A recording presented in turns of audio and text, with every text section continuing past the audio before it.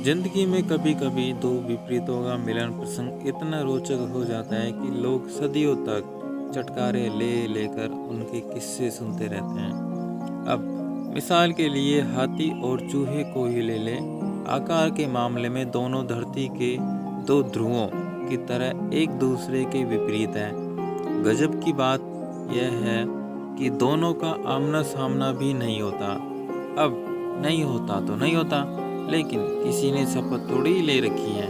कभी न कभी किसी मोड़ पर मुलाकात हो भी सकती है, और जिस दिन हो जाती है लोगों के लिए चर्चा का विषय का जुगाड़ कर ही जाती है। बस ऐसे ही संयोगवश एक दिन एक हाथी ने किसी छोटे से चूहे को देख लिया। अब साधारणतः हाथी की नज़र चूहे पर पड़ती नहीं है, पर यह भी कोई नियम तो है नहीं। सो उस दिन नजर पड़ गई। स्वाभाविक तौर पर इतना छोटा दौड़ता जानवर देख हाथी चौंक गया और बड़े आश्चर्यजनक अंदाज में उसने उस चूहे से पूछा, यार तुम तो बड़े छोटे हो। हाथी ने तो यूं ही उसके छोटेपन पर आश्चर्य प्रकट किया था।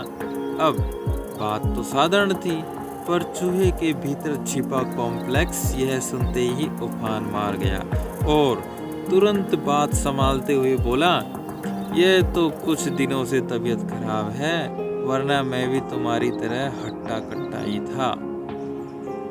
तो इस कहानी का सार हमारे पास में निकल के आता है कि यदि गौर करें तो हम भी अपने कॉम्प्लेक्सों के कारण सुबह से शाम तक न जाने कितनों को चूहे की तरह या चूहे के अंदाज में जवाब देते रहते हैं। सवाल यह है, हम छोटे बड़े, नाटे खोटे, बुद्धिमान या मूर्ख, धनवान गरीब या स्ट्रगलर, चाहे जो वह जैसे है, मानने में क्या अड़चन है।